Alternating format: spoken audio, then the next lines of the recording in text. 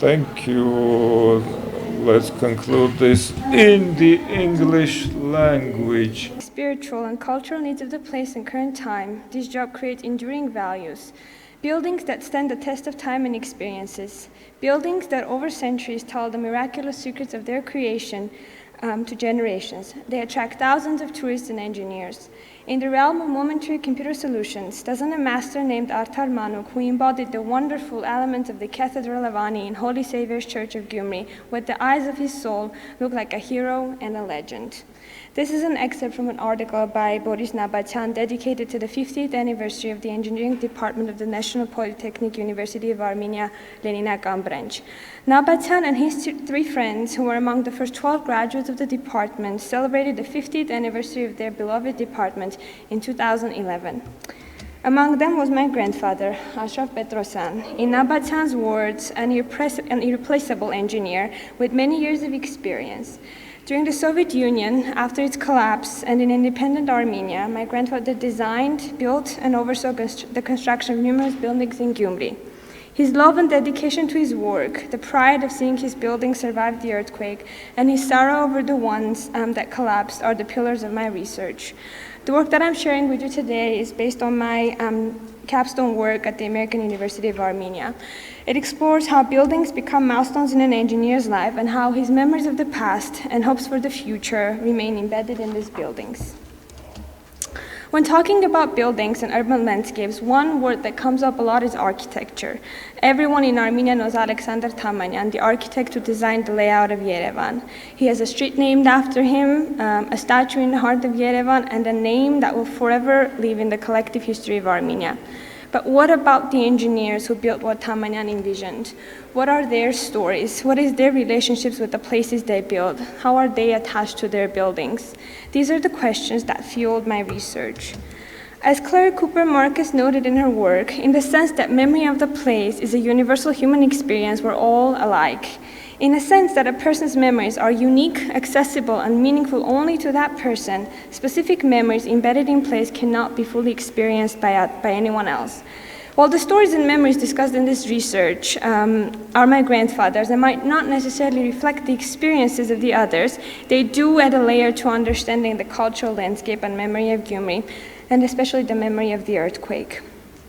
This research project is mediated through my grandfather's life narrative and is exemplified with 5 buildings. It is also intended to be a self-study of my relationship with my grandfather and how these stories have changed how I see the city. The findings and reflections of this research are compiled in a photo album that includes parts, writings, and drawings that depict the past being recalled by my grandfather, the past present of the researcher, and the ever-changing present of the viewer or the reader. So this study not only contributes to understanding of the complex relationship between place and memory, it also sheds light on the special relationship between the place and the person who has built that place.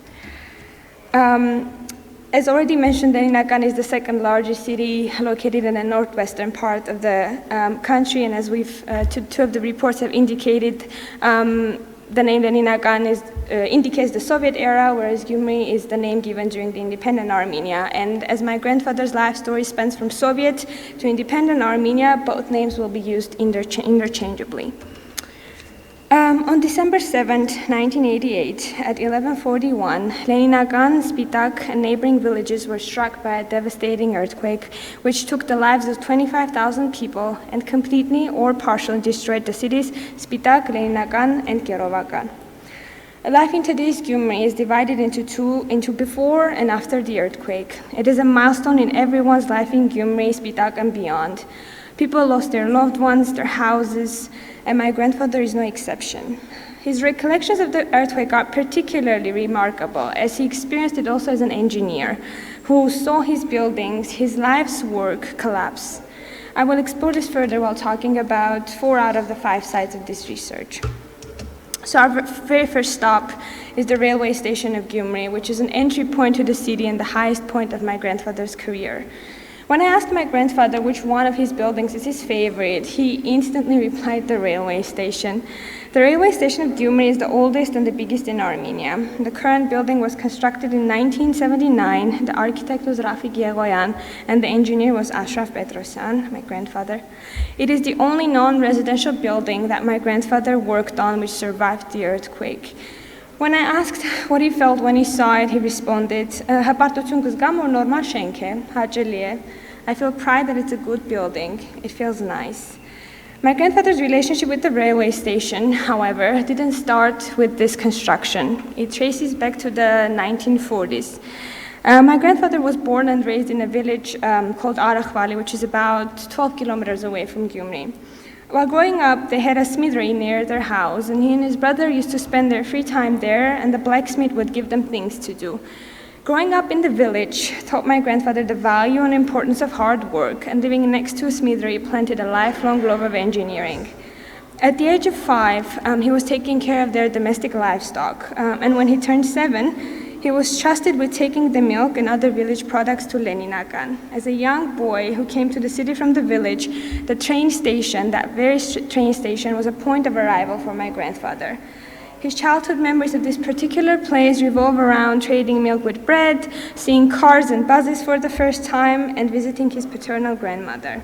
And having heard Dr. Shagan's report, I can assume that coming from a village to a big city that was Leninakan was certainly not an easy experience, so I have a newly found layer that I need to explore with my grandfather, so thank you for that. The train station became his entry point to the city, and the very first place that he saw and experienced in Leninakan.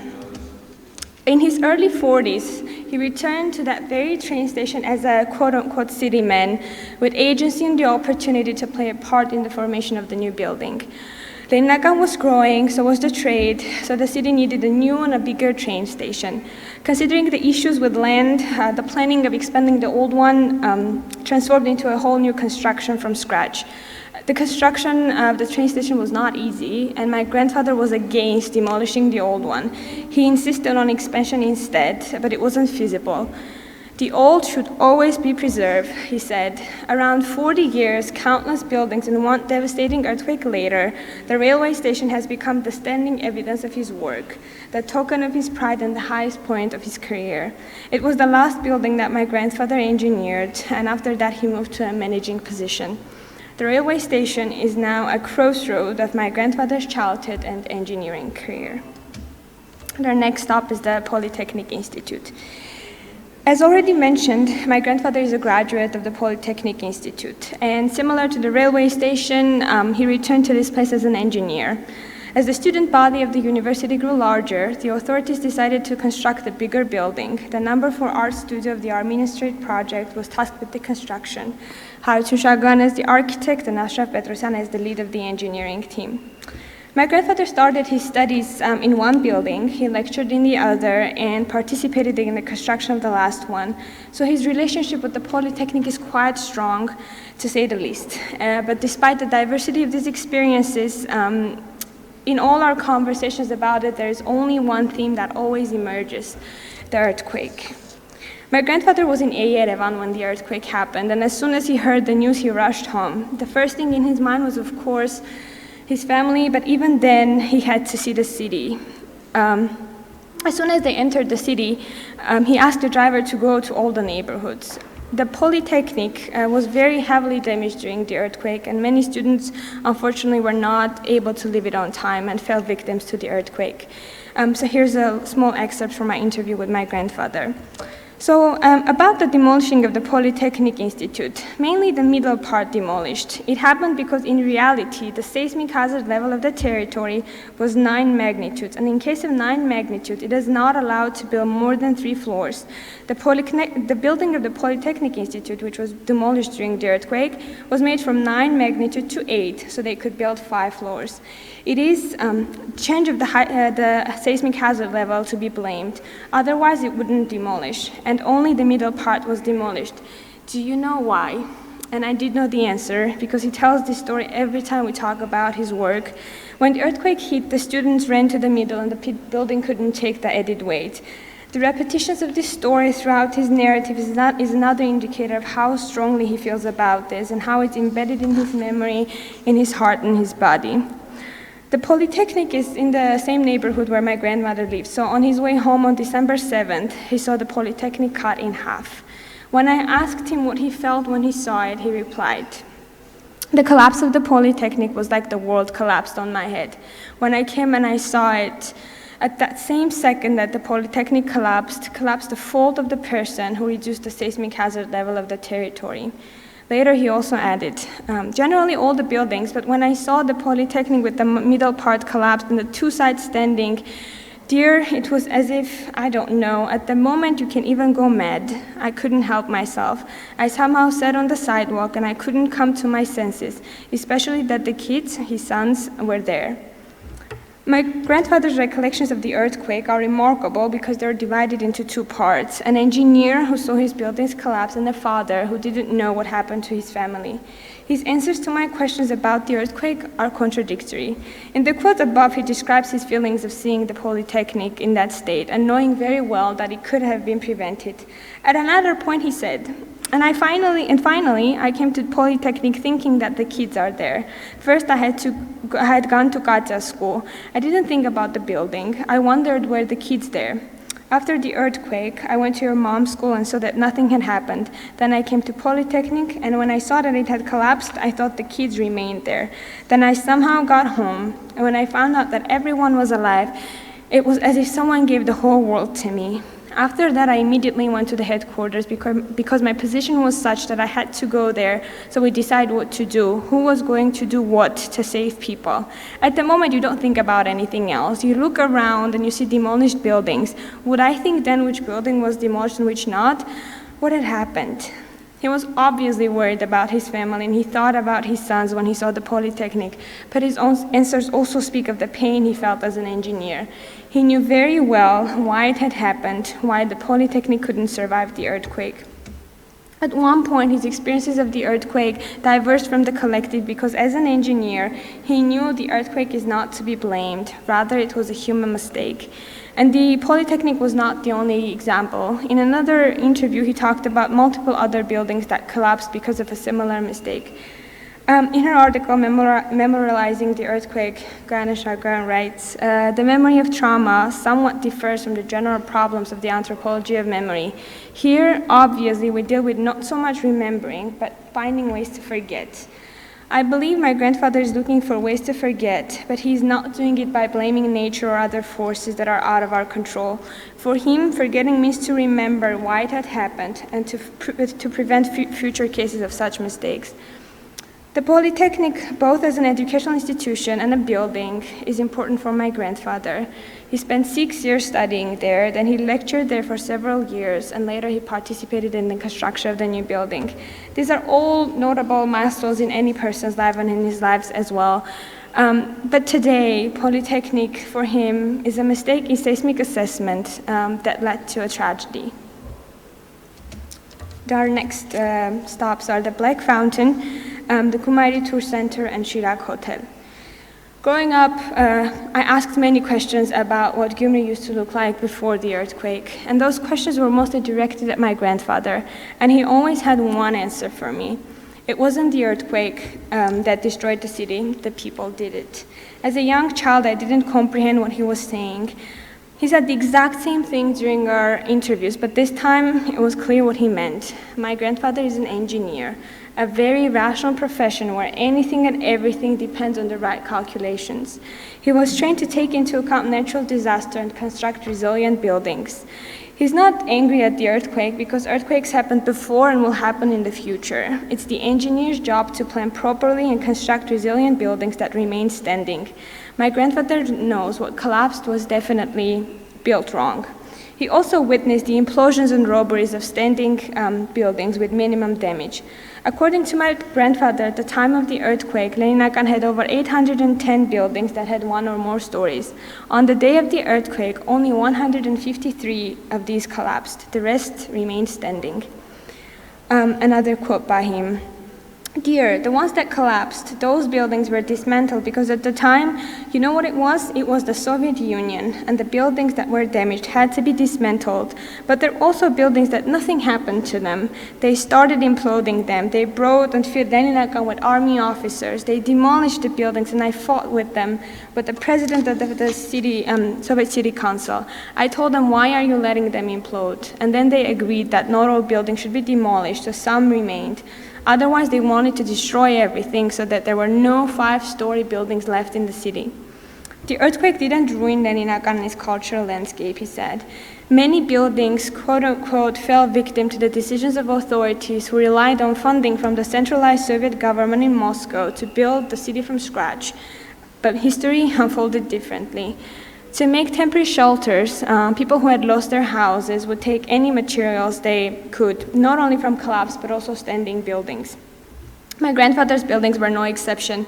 3 of his works now don't exist or exist in very bad shape because of implosions and robberies. During our interviews, I could feel his anger towards people who destroyed his work. The anger is embedded in 3 buildings, Chirag Hotel, Gyumri Tour Center, and the Black Fountain. All 3 underwent minimum to moderate damage, but they didn't collapse. What the earthquake couldn't dismantle, however, was dismantled by people. So the Gyumri Tour Center, it was a special hotel designated for foreigners, particularly Russian tourists, and it was one of the very first buildings that my grandfather engineered. It was actually his thesis project at university that he later got to build. The tour center was not heavily damaged during the earthquake, but a decision was made to demolish it. So all we have left from my grandfather's thesis is the foundation that can still be spotted and some photographs. The skeleton of Chirag Hotel until very recently stood as a reminder of the earthquake. The architect of the hotel was Gayane Aghabalyan, and the construction was entrusted to the team of engineers led by my grandfather. This building was a transition point in my grandfather's life because he worked in it in 2 capacities as a lead engineer, and then he became the head engineer of the capital construction department. The Chirag Hotel was also slightly damaged during the earthquake, and there were plans of reconstructing it. They didn't demolish Chirag Hotel. Chirag Hotel remained, and they didn't have the right to demolish it because the hotel had grade 3 damage. Chirag Hotel was supposed to be reconstructed, but gradually patience ran out in Armenia, and people slowly started to dismantle the hotel. The people did it. This is another quote by my grandfather. The reconstruction of Chirag Hotel began recently. I believe it's finished now even. It is intended to become a mall, a choice that my grandfather doesn't approve of. He believes that everything should be brought back to its initial state. He can't bring back the building he engineered, but at least if it looked the same, it'll create the illusion of having it back.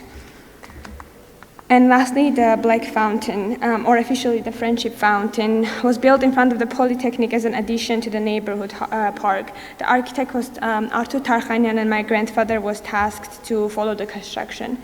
As the fountain was very close to where he lived, he was extra enthusiastic and strict to make sure that it's flawless. He actually even took my mom and my uncles there for an unofficial opening because he had the capacity to do so. The fountain was opened on November 7th, 1984, and the last time it operated was for its 4-year anniversary on November 7th, 1988, exactly 1 month after the earthquake hit and all the buildings surrounding the fountain collapsed, giving it new symbolism. It now stands among the ruins as a constant reminder of loss, which made people give it different names, like the cake of the sorrow, because the fountain resembles the cake, the plague cake, the cake of a 40-day memorial. To my grandfather, the fountain is now rusty and abandoned because of people and their indifference. The stones that comprised the pool around the fountain were stolen. Anything on the fountain that could be detached was taken and sold, making it look shabby. Just like in the case of the railway station, my grandfather stands up for preserving the old. Speaking about these 3 buildings, my grandfather concluded, in any case, the earthquake didn't do as much damage to the city as people did. They openly destroyed and stole to get steel bars. They stole the doors, windows, everything, starting from the flooring to burn as firewood. Nothing happened to the building. When I asked my grandfather to sketch a couple of layouts of his buildings for the album I intended to make, He said he couldn't remember the exact calculations, and I very naively suggested to just put random numbers, and he got very, very angry with me. Numbers are what comprise resilience. Wrong measurements and assessment cost the lives of many people.